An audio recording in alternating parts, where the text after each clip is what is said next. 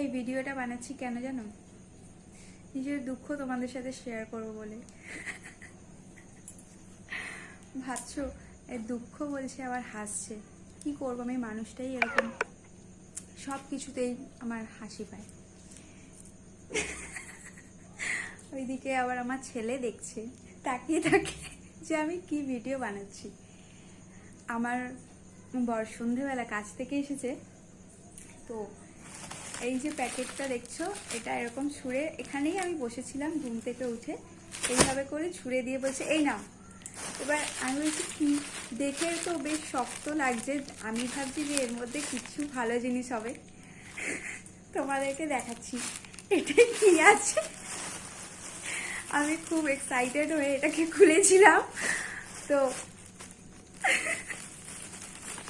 ভেবেছিলাম আমার জন্য